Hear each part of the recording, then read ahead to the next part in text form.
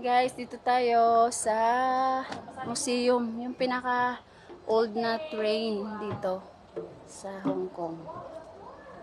Ayan. Pasukin natin yung loob. Ayan. Ginawa na siyang museum kasi ito yung pinaka lumang.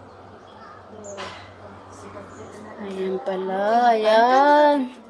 Ito yung pinakaunang train. Anong year kaya to, no? Yung ano na to? Anong year pa kaya to? Pag pinalayas ng amo, dito na lang natira. Aircon pa, no? Aircon pa! Ka-aircon pa siya. Thank you. Museum. May ginawang museum na. Your first time? Yeah! Okay. Very nice. How old is? This one is 1921. Oh, it's a long time. 110 years. Yeah, 110 years. Oh, but still, Yes, still, right. still good. Thank you so So we much. must protect it. Yeah. Thank you. Okay. Ayan siya, oh. Oh, imagine, 110 years. Pero, oh, ang ganda-ganda pa rin. 110 years ago. Ito yung unang-unang train ng Hong Kong. O, diba? Ang gaganda pa, oh. Mga gawa pa sa kahoy, no? Antik, no? Ang galing ng paggagawa. Tibay. Oh, grabe. Okay pa yung mga fan. Okay pa yung mga ang galing. Oo, doon pa tayo mayroon pa. Bakit? Ikaw lang? Hindi ako pwede. Bakit tayo mo kay Melds? Bakit tayo mo sa akin? Ay, siya pala mag-isa. Siya daw muna. Ano mo sa gitna, ipindutin mo. Ayan, pag gusto nyo pumunta dito, punta lang kayo sa Taipo Market. Tapos, ayan, malapit lang siya sa Taipo Market. Sako pa siya ng Taipo Market. Ano mo sa gitna, yung pindutin mo yung ano yan, light. Ito yung gitna. Ayan. Tara, doon tayo. Tingnan pa natin. Ayun yung bago ng train. Ayun, no?